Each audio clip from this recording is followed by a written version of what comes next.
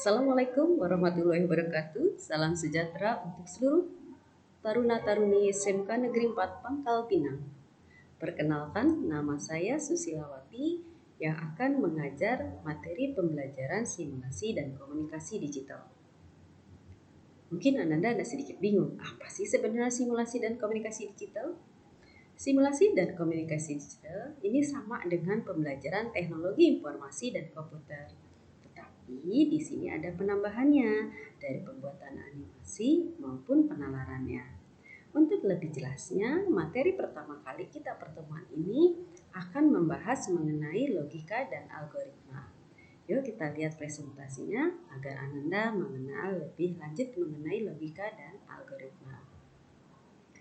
Logika dan algoritma ini merupakan satu kesatuan yang berbeda.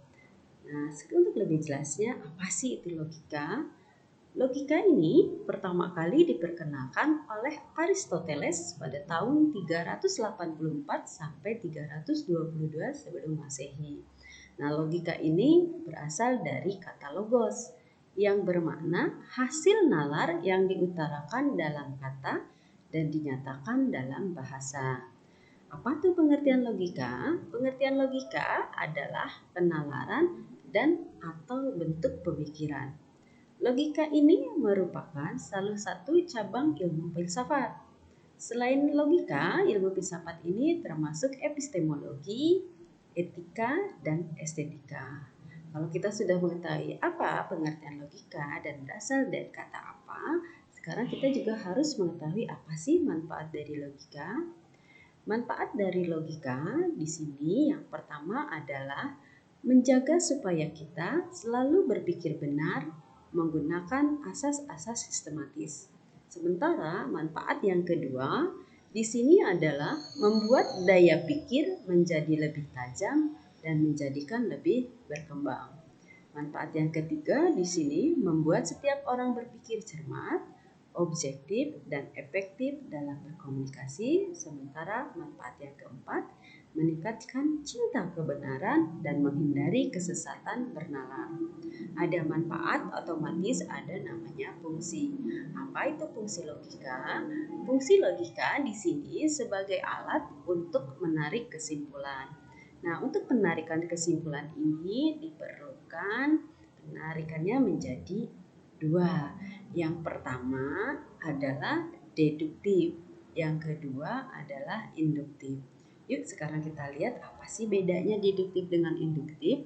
Kalau penalaran untuk penarikan kesimpulan yang berbentuk deduktif, maksudnya di sini adalah penalaran atau penarikan kesimpulan yang bergerak dari pernyataan benar yang umum ke khusus. Sekarang kita lihat contohnya. Contohnya misal seperti ini. Yang umumnya, semua siswa SMK harus disiplin dan bertanggung jawab. Sementara yang khususnya, Sandi adalah siswa SMK. Maka kita bisa menarik kesimpulannya, Sandi harus disiplin dan bertanggung jawab. Jadi dari yang umum ini semua siswa SMK harus disiplin dan bertanggung jawab. Dengan khusus kita gabung menjadi Sandi harus disiplin dan bertanggung jawab. Sementara yang untuk induktif ini adalah penalaran atau penarikan kesimpulan yang bergerak dari pernyataan benar yang khusus ke umum. Misal contohnya seperti ini, khususnya yang pertama, Depi rajin belajar, dia mendapat hasil yang memuaskan. Khusus yang kedua, Yuda rajin belajar, dia mendapatkan hasil yang memuaskan. Khusus yang ketiga di sini, Tika rajin belajar, dia mendapat hasil yang memuaskan. Maka penarikan kesimpulan induktifnya adalah seperti ini. Siswa yang rajin belajar akan mendapatkan hasil yang memuaskan. Jadi kesimpulan dari khusus ini menjadi sifatnya umum. Nah, itulah mengenai deduktif dan induktif. Sekarang kita akan membahas mengenai algoritma. Algoritma pertama kali diperkenalkan oleh Abu Ja'far Muhammad Ibnu Musa Al-Khwarizmi. Dia adalah seorang ahli matematika dari Persia. Algoritma ini diperkenalkan pada tahun 825 Masehi. Adapun pengertian dari algoritma adalah suatu urutan dari beberapa langkah yang logis guna menyelesaikan masalah. Nah, algoritma ini merupakan ilmu yang mempelajari cara menyelesaikan masalah berdasarkan langkah-langkah terbatas yang logis dan sistematis dengan tujuan tertentu. Biasanya algoritma ini dibantu dengan flowchart atau kita bilangnya bagan alir.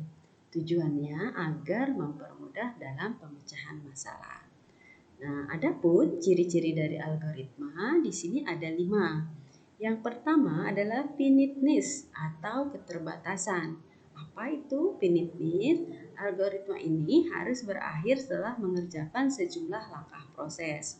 Kalau ciri yang kedua namanya definitives atau kepastian. Jadi setiap langkah harus didefinisikan secara tepat dan tidak berarti ganda. Ciri yang ketiga di sini input atau disebut juga masukan. Artinya, algoritma memiliki 0 atau lebih data masukan. Ciri yang keempat di sini adalah output atau keluaran. Maksudnya, algoritma mempunyai 0 atau lebih hasil keluaran. Sementara yang terakhir cirinya adalah effectiveness atau efektivitas. Artinya, algoritma ini harus efektif. Langkah-langkah algoritma harus dikerjakan dalam waktu yang wajar. Nah, selain ciri-ciri dari algoritma ini juga memiliki sifatnya. Apa saja sifatnya? Sifat algoritma yang pertama di sini tidak menggunakan simbol atau sintak dari suatu bahasa pemrograman tertentu. Sementara sifat yang kedua di sini tergantung pada suatu bahasa pemrograman tertentu. Sifat ketiga, notasi-notasinya dapat digunakan untuk seluruh bahasa manapun.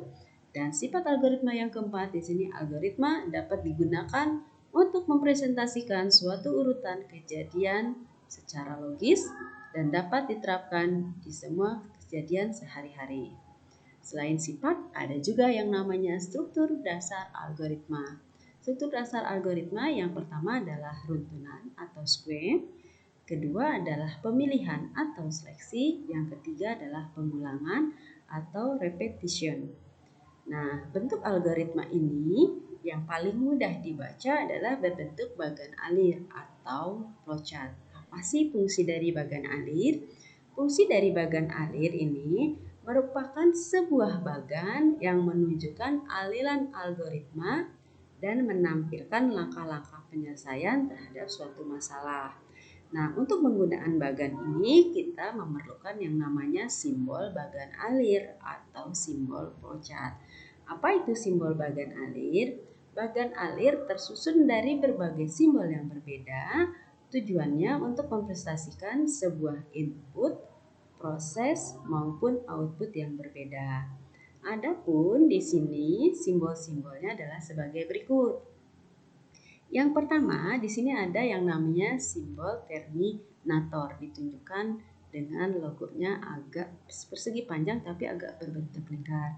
Fungsinya untuk apa? Terminator ini fungsinya untuk menandai awal dan akhir sebuah flowchart dan terdiri dari 2 label. Simbol yang kedua di sini namanya proses. Ini seperti persegi panjang. Tujuannya adalah untuk menyatakan proses yang dilaksanakan pada tahapan tertentu. Yang ketiga ini seperti layang-layang, namanya keputusan atau decision. Di keputusan atau decision ini ada 2, bisa jawabannya ya atau bisa jawabannya tidak. Di mana jika jawabannya ya berarti menyatakan pengambilan keputusan tersebut adalah benar. Sementara jika jawabannya tidak berarti mengambil keputusannya menyatakan keadaan salah. Simbol yang keempat di sini ada namanya subproses. Subproses ini fungsinya adalah simbol proses yang dibuat menjadi lebih detail menjadi bagian dari proses lainnya. Simbol yang kelima di sini ada dokumen, adalah digunakan untuk menunjukkan penggunaan dokumen yang terkait, misal ada berupa input atau masukan atau juga berupa hasil dari proses. Simbol yang keenam di sini namanya data. Maksudnya, simbol data ini adalah menyatakan data tertentu yang terkait pada sebuah flowchart. Simbol selanjutnya di sini ada yang namanya pangkalan data atau database. Dia seperti tabung yang tertidur. Fungsinya adalah sebagai pemakaian database pada sebuah flowchart. Fungsi yang ke-8 di sini namanya tampilan atau display. Ini menyatakan peralatan output, misalnya layar TV. Fungsi yang ke-10 di sini masukkan manual atau manual input. Di sini simbol ini merepresentasikan masukan yang dapat dilihat secara manual. Fungsi ke-11 di sini ada operasi manual atau manual operation. Tujuannya untuk merepresentasikan operasi yang dapat dilihat secara manual. Fungsi yang ke-12 di sini adalah persiapan atau preparation. Biasanya digunakan untuk persiapan yang dapat dilakukan sebelum menuju langkah selanjutnya. Terus fungsi yang ke-12 dan ke-13 ini namanya konektor. Kalau konektor di awal halaman namanya konektor on phase. Nah, di sini biasanya sebagai titik awal penghubung suatu langkah. Terus yang kedua di sini adalah konektor office. Ini digunakan sebagai titik temu penghubung suatu langkah dari on space dan biasanya terdapat pada halaman yang berbeda.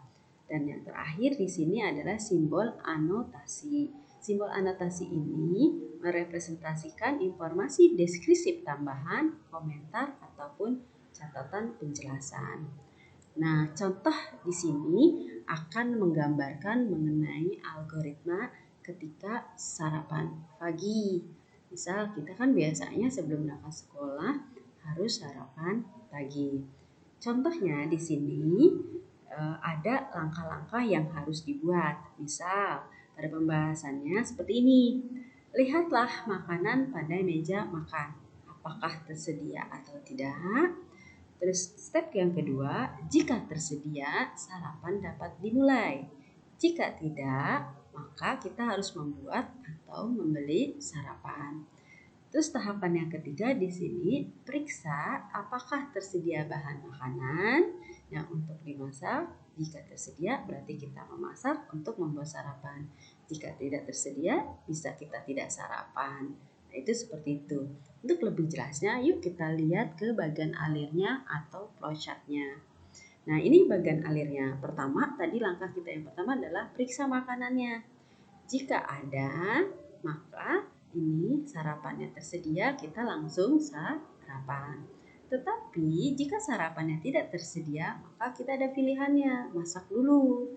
Kalau tidak masak, berarti kita beli sarapan. Jika kita memasak, berarti harus ada bahan yang tersedia. Kalau bahan yang tersedia, kita buat sarapan, lalu kita menjadi sarapan. Tetapi jika bahannya tidak tersedia, berarti jawabannya adalah tidak, berarti kita tidak sarapan. Nah, itu seperti itulah bagian flowchart untuk sarapan. Nanti Ananda semua buatlah bagian flowchart untuk tata cara pergi ke sekolah. Nah, di sini kita akan membahasnya lagi mengenai algoritma dan logika ini dengan pembuatan tugas Ananda semua. Untuk tugas pembuatan Ananda buatlah bagan alir untuk berangkat ke sekolah. Bagan alirnya bagaimana? Misal contoh, kalian mau berangkat sekolah. Berangkat sekolahnya seandainya menggunakan motor, berarti kita tidak menggunakan mobil. Atau bisa juga kita tidak menggunakan angkot. Bisa juga kalau kita berangkat sekolah, ya bisa menggunakan sepeda. Nah, itu seperti itu. Ananda buat bagan alirnya supaya Ananda bisa lebih paham. Untuk memahami tentang logika dan algoritma, Ananda bisa melalui WA ataupun nanti kita melaksanakan meeting dengan menggunakan Webex Cisco. Nah, nanti kita di sini membahas secara live. Demikianlah materi mengenai logika dan algoritma. Sampai ketemu di materi selanjutnya. Wassalamualaikum warahmatullahi wabarakatuh.